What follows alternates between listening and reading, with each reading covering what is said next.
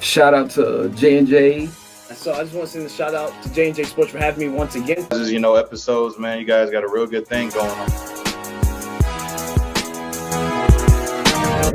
A topic about surfing movies. Let's do it. And so first up, we're going to cover surfing movies that were true stories.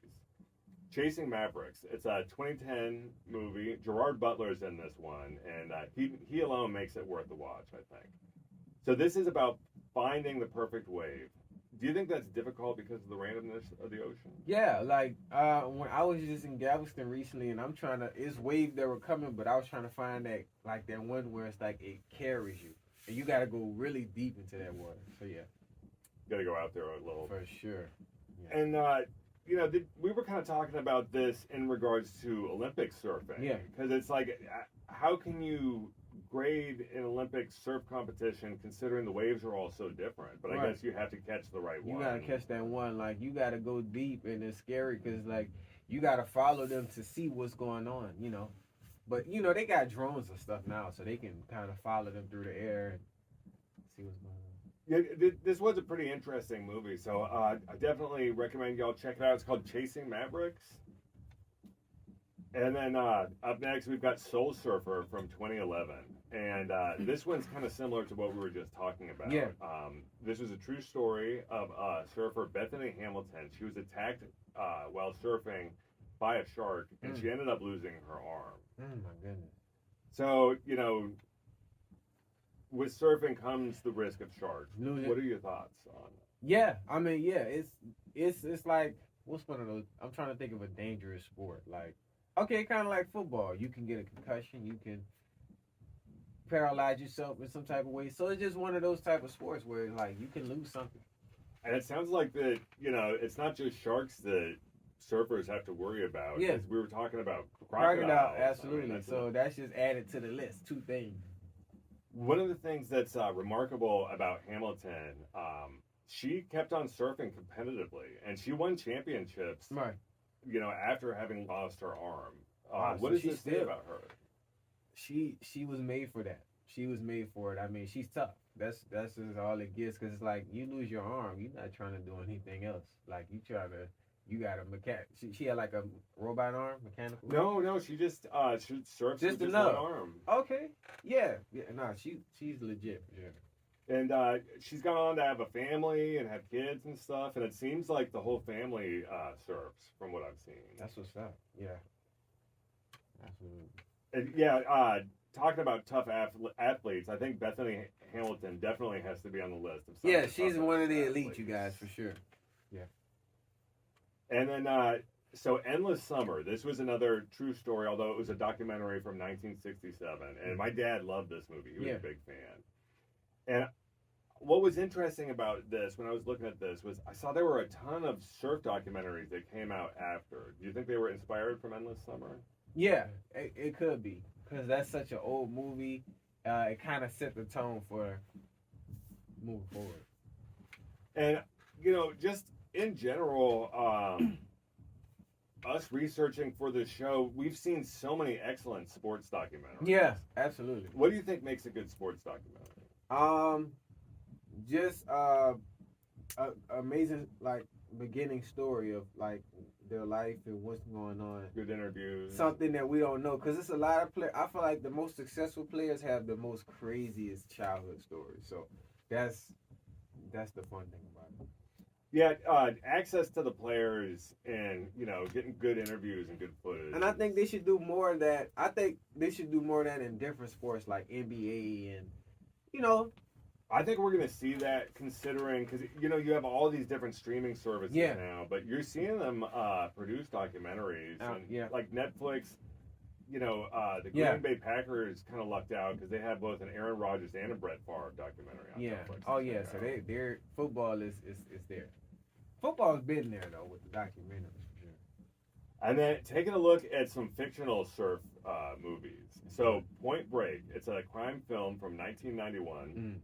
And you've got Patrick Swayze, Keanu Reeves, and even Gary Busey in this one. Wow.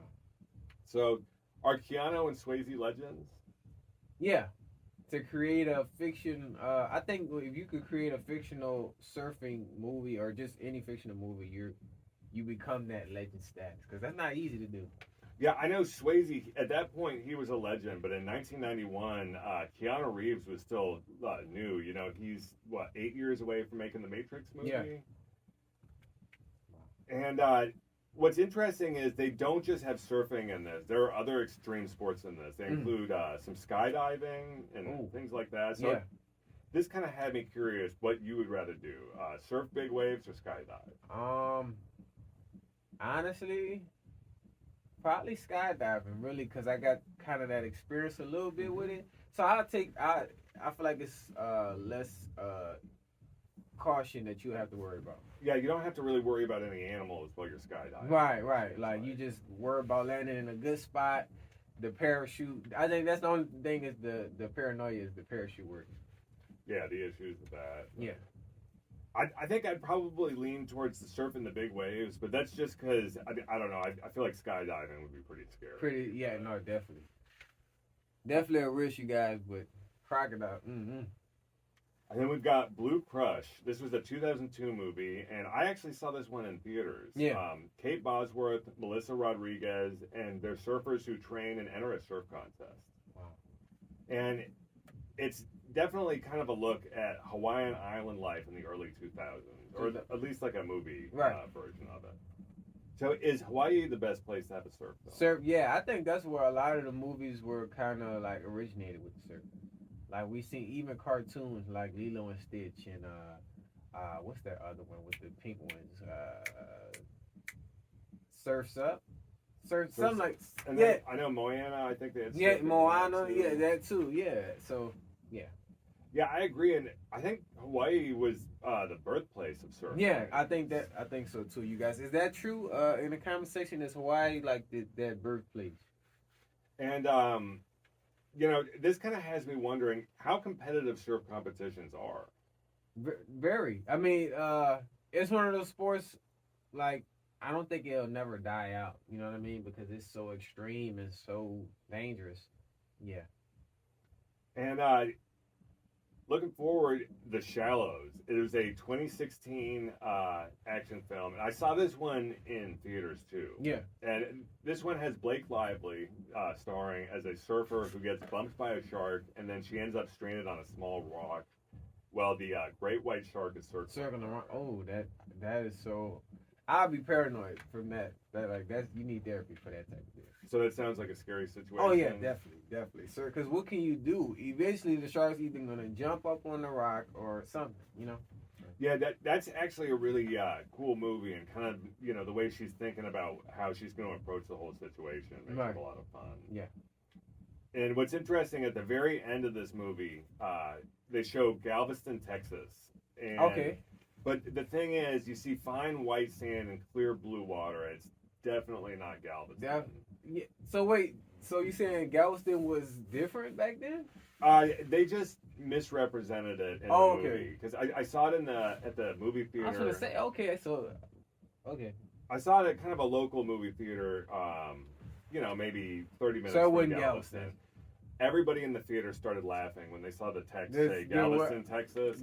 It was a really fun situation. Because that's not, guys. I don't know if you Texas people in here, but Galveston water is pretty. Yeah. It has been looking better in the past few years. You've gotten some clear green and stuff, but it was no white fine sand. Never was clear blue water. Yeah. That was obviously somewhere in Florida. Yeah. Okay.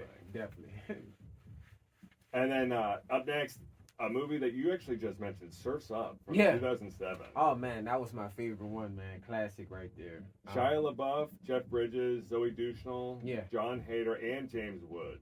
And animals who speak and learn to surf. And it's also a surfing satire film, and is a fun parody and commentary of surf movies. Yeah, I like how diverse it is. They added the chicken in there, the rooster. Just I like the diversity that they did with it. So is this a fun way to make a surf movie? Absolutely, yeah. Just being diverse and just they had the different animals surfing and yeah.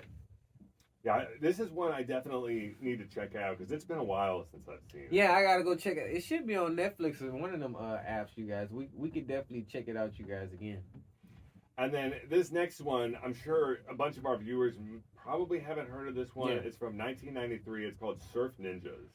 And this was kind of a childhood favorite. It was definitely a Mortal Kombat ripoff. Okay. When I saw it recently. And it's about these two brothers who actually turn out to be royalty of like a nearby island. Yeah. And they go to the island, but then there's like ninjas that are involved, and then martial artist who comes to help them out as like their royal bodyguard. Okay. So there's a lot to this movie, but it's just a fun, corny 90s kids movie. Not right. Do they surf in there, or is it just? Yeah, there is surfing in Okay. the movie. The two main stars are surfers, and they have a friend who kind of surfs. He's played by Rob Schneider. Okay. So he's pretty funny. It's Yeah. interesting to see him in an early 90s movie. Y'all let us know if y'all seen that movie before, for sure. So Leslie Nielsen and Rob Schneider, did it help the film to have two comedy legends? Yeah, in there, because it's like you see serious surfer movies, comedy. I think it should be a mix. It should be like an overall mix for sure. And then, why copy Mortal Kombat? You think that was maybe just a coincidence? Yeah. When you think ninjas, that's kind of the first thing you think about is like Mortal Kombat or something like that. So. What's interesting is the movie Enter the Dragon from the 70s. It's a Bruce Lee movie. Yeah. And I think that was probably the inspiration for this movie, Surf Ninjas and Mortal Kombat. Oh, yeah. Bruce Lee is the reason. He should be trying to get ownership of those games and stuff because without him, it wouldn't be that for sure. It's just more graphic now.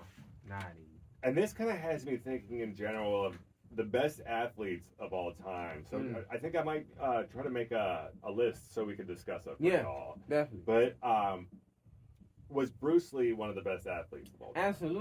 Absolutely. And I know he probably don't care about it, but like I think those type of people should get ownership of the current things that's happening, Mortal Kombat. Because the person that's making it, they were inspired by him. So they at least get some type of recognition, I agree. Yeah. Did y'all see any of these surf movies that we mentioned? And please let us know if there were any surf movies that we missed. Absolutely. But yeah, you guys, that's the end of our show today this morning. I hope you guys enjoyed episode 109. Like I said, we're going to keep our spirits up. Hopefully get back on Instagram soon so we can y'all can see those different angles and different things. And we will be on Twitch back streaming very soon. James? Everybody, please remember to like, comment, subscribe, share, and please tell your friends. And also, if there's any sports, athletes that y'all would like us to cover, just please let us know in the comments. We love you guys. Thank you, man.